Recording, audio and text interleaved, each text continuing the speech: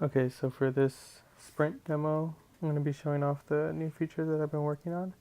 And firstly, I've been mainly just working on getting Firebase in our backend database just worked into our code and having it function with the front UI. So one of the main things I've been trying to add is the ability for all the different features to work together. So now if we bring out the drawer menu, we have calendars and categories. So before we can have them created on Firebase's end and they would display in the app, but there was no way to create them and delete them, and they actually were not connected or tied to the events or tasks in any way.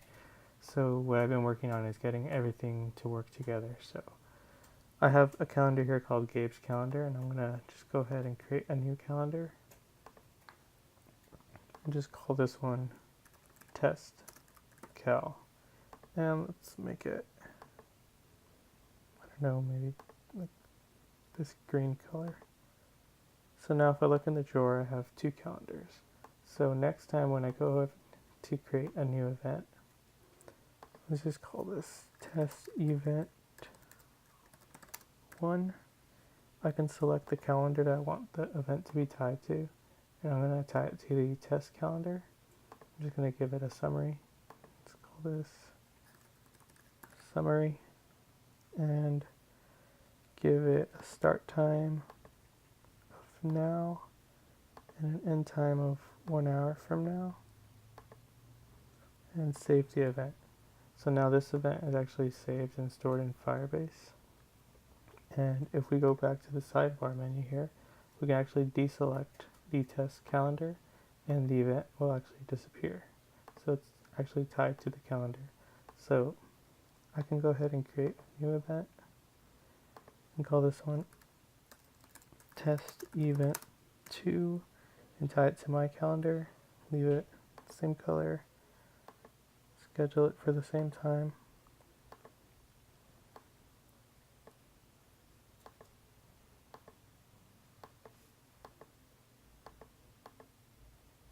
Okay. And there's test event 2, it's in blue. So now if I go and I deselect my calendar, only events from the test calendar appear, and vice versa. I can deselect the other calendar and only events from that calendar appear. So now all the data is actually tied together in the Firebase side, and I can actually go ahead and open up Firebase so we can check that out. Let me create a new tab here. Firebase.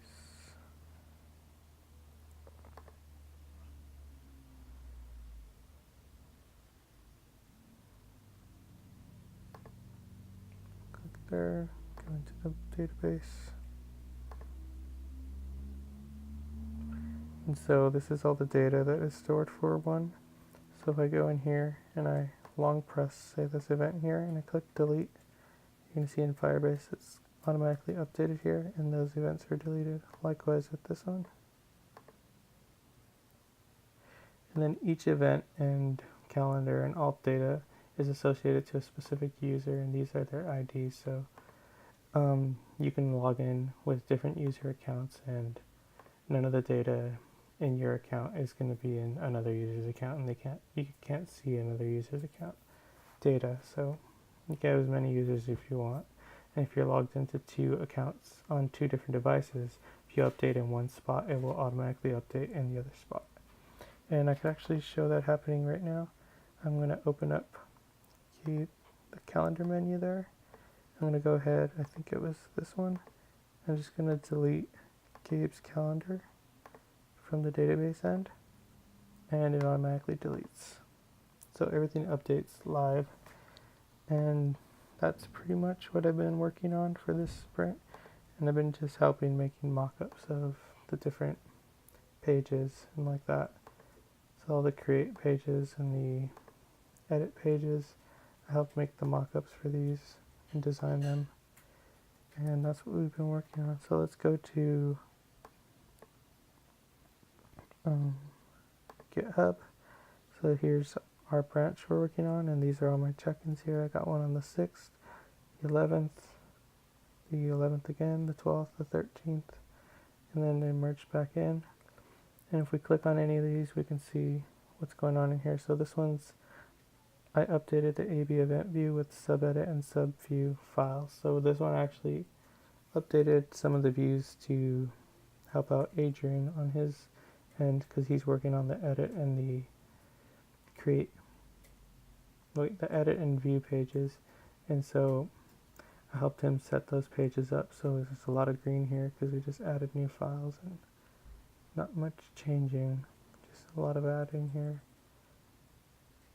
And this here is the old event file view, and just changes on the way we did things so that we can have both the edit and the view files in one screen rather than two separate screens.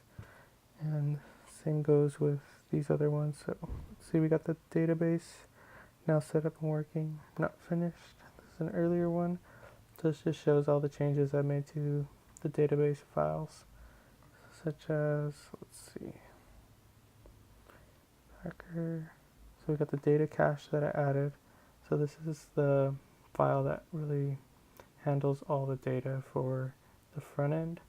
And that file actually calls the database file, which is the file that talks directly to Firebase. So the front end doesn't speak directly to Firebase.